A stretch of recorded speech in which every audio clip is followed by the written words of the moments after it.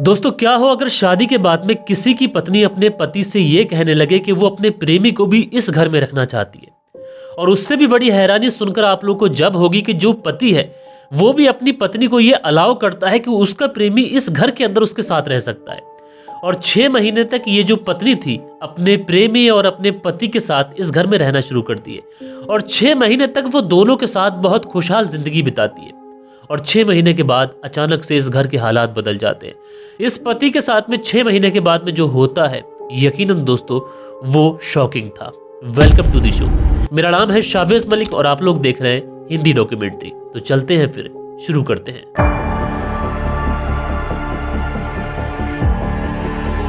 दोस्तों, दिसंबर साल 2023 में उत्तर प्रदेश के गाजियाबाद में एक बहरामपुर जगह पड़ती है और इसी बहरामपुर के अंदर एक इलाका आता है क्रॉसिंग रिपब्लिक। यहीं से सुबह सुबह लोग अपने काम पर जाने के लिए, कुछ लोग शौच के लिए निकले थे।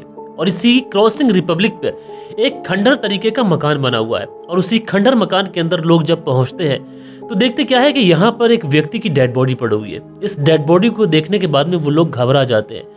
वो लोग जो होते हैं इस बात की सूचना तुरंत अपने गांव के अंदर देते हैं। गांव के जो लोग थे जब इस तरीके की बात सुनते हैं तुरंत मौके पर पहुंचते हैं। गांव के लोग भी मौके पर पहुंचते हैं और तुरंत इस बात की इंफॉर्मेशन जो थी वो पुलिस को भी दे दी जाती है। अब दोस्तों, पुलिस को जब सुबह सुबह ये फोन पहुंचता है कि क्रॉसिंग रिपब्लिक पर एक खंडर मकान के अंदर एक डेड बॉडी पड़ी हुई है, तो जो एसीपी सलोनी अग्रवाल होती है वो तुरंत अपनी टीम को अपने साथ लेती है और मौके वारदात वाली जगह पर पहुंचती है। जब तक एसीपी सलोनी अग्रवाल मौके वारदात वाली जगह पर पहुंचती हैं और वहां पर जब पहुंचने के बाद में देखती हैं तो यकीनन वो हैरान हो जाती हैं, क्योंकि जो डेड बॉडी थी वो कपड़े के अंदर लिपटी हुई थी और कपड़े के अंदर लिपटने के बाद में वहां पर लोगों की भीड़ जमा थी और लोग ये देखने की कोशिश कर रहे थे कि आखिरकार ये व्यक्ति कौन है। उसके बाद में एसीपी सलोनी अग्रवाल उस डेड बॉडी की बहुत ही बारीकी के साथ में समीक्षा करती है। देखने से ऐसा लगता है कि इसके सीने पर, शरीर पर चोट के बहुत ज्यादा निशान है और ये देखने से साफ पता चल रहा था कि इस व्यक्ति की हत्या इस खंडर मकान में तो नहीं की गई है, बल्कि इसकी हत्या पहले कहीं और की गई है और बाद में इसके शव को शायद यहाँ पर लाकर फेंका गया है। अब इस केस को सॉल्व करने के लिए पुलिस के पास में जो सबसे पहला काम था वो था इस डेड बॉडी की शिनाख्त करना और इस डेड बॉडी का पोस्टमार्टम कराना। लिहाजा पुलिस इस डेड बॉडी के आधार पर, इसके फोटोग्राफ्स के आधार पर आस पड़ोस के लोगों से पूछताछ करती है। तो पुलिस को पता चलता है कि ये व्यक्ति तो यहीं बहरामपुर में जो प्रमोद दीक्षित है उनके मकान में लगभग 6 महीने से किराए पर रह रहा है। ये शादीशुदा है, इसकी पत्नी भी है। पुलिस ये भी पता करती है कि ये व्यक्ति अगर यहाँ पर किराए पर रह रहा है तो एक्चुअल में ये रहने वाला कहाँ का है। तो पुलिस को पता चलता है कि ये जिला जालौन का एक थाना लगता है गोहन, वहीं पर एक गांव पड़ता है नावर, उसी गांव का रहने वाला है। पुलिस तुरंत उस व्यक्ति के घर पर ये सूचना भिजवा देती है कि तुम्हारे बेटे के साथ में इस तरीके से हो गया, यानी उसका कत्ल हो चुका है। अब उस व्यक्ति के परिवार वाले जो लोग थे वो तुरंत आते हैं। आने के बाद में बताते हैं कि हमारे बेटे का नाम शिवम उर्फ सोनू था, उम्र लगभग इसकी 30 साल के आसपास थी। लेकिन इधर पुलिस की एक टीम जो थी वो प्रमोद दीक्षित के घर पर पहुंच चुकी थी, जहां पर ये व्यक्ति किराए पर रहा करता था शिवम। जब वहां पर पहुंचती है तो वहां पर पत्नी मौजूद होती है। पुलिस अब चूंकि समझ चुकी थी, पत्नी के बयान लिखवाए जाते हैं, तो पुलिस को ऐसा लग रहा था कि कहीं ना कहीं पत्नी ही संदिग्ध है, क्योंकि पत्नी को ऐसा लग रहा था कि उसके पति शायद कहीं गए हुए और उसने पुलिस को यही बताया। उसके बाद में पुलिस जो थी वो तुरंत फॉरेंसिक टीम को बुलाती है और जैसे ही फॉरेंसिक टीम को बुलाया जाता है और फॉरेंसिक टीम जब उस घर की बहुत बारीकी से शिनाख्त करती है तो फॉरेंसिक टीम को पता चलता है कि इस घर की सीढ़ियों के ऊपर खून के कुछ छींटे हैं और जो शायद शिवम के ही है। इसलिए पुलिस उस फॉरेंसिक टीम की रिपोर्ट्स के आधार पर तुरंत इस महिला को गिरफ्तार कर लेती है, जिसका नाम होता है प्रियंका। अब प्रियंका को गिरफ्तार करती है। गिरफ्तार करने के बाद में सीधा इसे पुलिस थाने लेके पहुंचती है और इधर पोस्टमार्टम की रिपोर्ट भी आ जाती है। और पोस्टमार्टम की रिपोर्ट में ये बहुत क्लियरली मेंशन था कि इस व्यक्ति के ऊपर, इसके शरीर पर चाकुओं से और किसी तेज धारदार हथियार से वार किए गए, जिसकी वजह से इसकी मौत हुई है।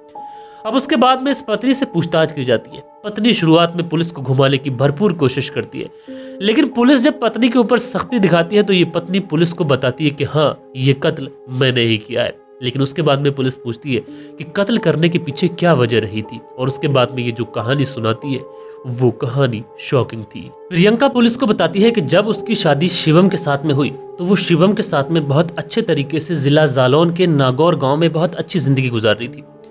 लेकिन जैसे जैसे वक्त गुजरने के साथ में उसको 2 बच्चे भी हुए और उन बच्चों के साथ में अब उस परिवार को वहां पर सरवाइव करना एक तरीके से बहुत ज्यादा मुश्किल था, क्योंकि वहाँ पर उतना ज़्यादा काम नहीं हुआ करता था।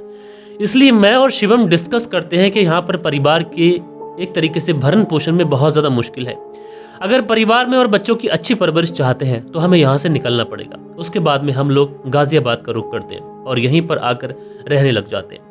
जब गाजियाबाद में आकर हम लोग रहने लग जाते हैं तो उसके बाद में चूंकि मेरे पति दिन दिन भर काम पे जाया करते थे और मैं घर पर अकेली रहा करती थी, तो इसी दौरान ये फ़ोन का इस्तेमाल बहुत ज़्यादा किया करती थी। जब फ़ोन का इस्तेमाल किया करती थी तो फ़ोन पे ही इसकी एक व्यक्ति से मुलाकात होती है, जिस व्यक्ति का नाम होता है गर्जन यादव।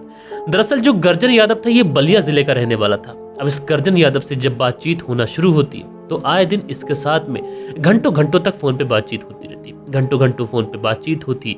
कभी कभार मौका देखकर ये लोग एक दूसरे से मिला भी करते। लेकिन दोस्तों कहा जाता है कि इस तरीके के छुपे हुए जो प्रेम होते हैं ये ज़्यादा दिनों तक सरवाइव नहीं कर सकते और आखिरकार इसके बारे में किसी न किसी को खबर ज़रूर चलती है। और आखिरकार इस बारे में जो शिवम होता है उसको अपनी पत्नी के बारे में पता चल जाता है कि उसकी पत्नी किस तरीके के रिश्तों में किसके साथ है। इसलिए वो अपनी पत्नी से इस बात को लेकर बात करता है और आए दिन इन दोनों के बीच में इस बात को लेकर झगड़ा होता है। जब इन दोनों के बीच में झगड़ा कुछ इस कदर बढ़ जाता है कि आए दिन जब इस बात को लेकर झगड़ा होता है तो कहीं ना कहीं जो पत्नी प्रियंका थी वो फैसला करती है कि वो अपने पति को छोड़ देगी। और एक दिन ये अपने पति को छोड़कर चुपके से घर से निकल जाती है और घर में अपने दोनों बच्चों को छोड़ जाती है। अब जैसे ही शिवम अपनी ड्यूटी से घर लौट के आता है तो बस घर पर बच्चे अकेले होते हैं। शिवम अपने बच्चों से पूछता है कि तुम्हारी माँ कहाँ है। अब बच्चे बेचारे इतने छोटे हैं कि उनको समझ ही नहीं है कि उसकी माँ कहाँ पर गई है। एंड उसके बाद में शिवम जो था अपनी पत्नी को आस पड़ोस में हर जगह ढूंढता है लेकिन कहीं पर भी कोई पता नहीं चलता है। धीरे धीरे समय गुजरता रहता है।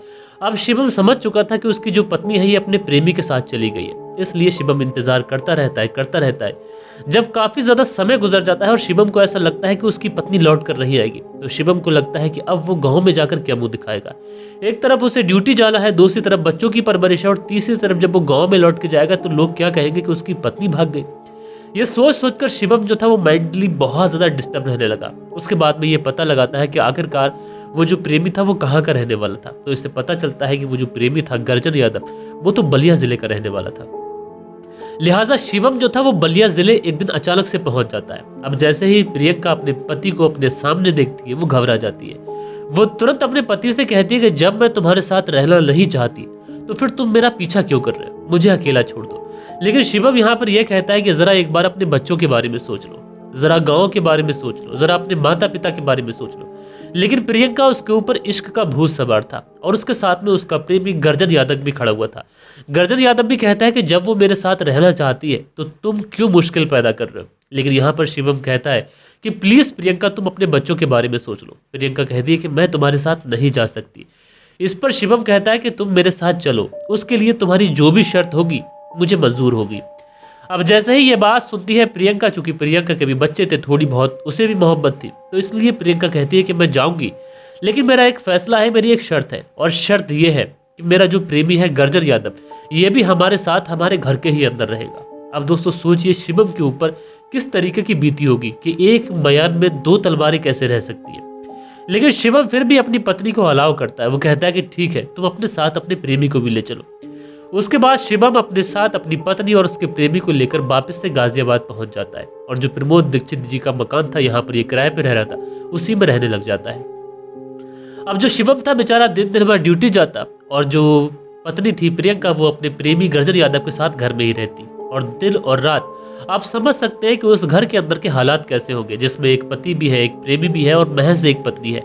यानी दो व्यक्तियों के साथ में उस पत्नी को इंटीमेट भी होना था। और ये सारी चीज़ें इस घर के अंदर होती रहती है, लेकिन ये ज़्यादातर ये चीज़ें जो होती हैं ज़्यादा समय तक चल नहीं पाती है। आखिरकार एक समय आता है 31 दिसंबर साल 2023 और इस 31 दिसंबर साल 2023 को जो शिवम था जब शाम का खाना खाकर सोता है तो उसकी पत्नी अपने प्रेमी गर्जन यादव के साथ मिलकर अपने पति के ऊपर टूट पड़ती है और बड़ी ही बेरहमी के साथ में ये लोग उसकी हत्या करते हैं, क्योंकि इन लोगों को लग रहा था कि एक ही घर के अंदर हम लोग कैसे सरवाइव कर सकते हैं। हत्या करने के बाद में उस शव को कपड़े में लपेटा जाता है और रात के अंधेरे में जो निर्माणाधीन मकान था उसी मकान के अंदर उस डेड बॉडी को फेंक कर ये लोग आ जाते हैं। यकीनन दोस्तों पुलिस के सामने जब ये पूरा केस खुलता है तो पुलिस ये सोचती है कि वो कैसा व्यक्ति था, उसका कलेजा था कि वो अपनी पत्नी को उसके प्रेमी के साथ इस घर में रहने के लिए अलाउ कर रहा था। लेकिन उसके बावजूद भी इस पत्नी ने उसकी कमाई भी खाई और उसकी जान भी ले ली। यकीनन दोस्तों आप लोग इस पूरे केस के बारे में क्या सोचते हैं क्या आज के समाज में इस तरीके की चीज़ें होनी चाहिए? मैं यहाँ पर थोड़ा बहुत कसूरवार शिवम को भी मानता हूँ। जब उसकी पत्नी भाग गई थी तो उसे वो भाग जाने देता। उसने भला इतना बड़ा फैसला क्यों लिया कि वो अपनी पत्नी और उसके प्रेमी को अपने ही घर के अंदर रखेगा, और उसका कलेजा कितना मजबूत होगा कि वो अपनी पत्नी को उसके प्रेमी के साथ में इंटीमेट होते हुए डेली देखेगा। यकीनन दोस्तों ये एक तरीके से ऐसा केस था जो मैंने अपनी पूरी जिंदगी में नहीं देखा। बहरहाल दोस्तों, क्या सोचते हैं कमेंट जरूर करिएगा। बाकी मिलते हैं कल के दिन किसी और स्टोरी के साथ में। जब तक के लिए अपना ख्याल रखें, देश का ख्याल रखें, परिवार के रिश्तों की अहमियत को समझें। जय हिंद, जय भारत।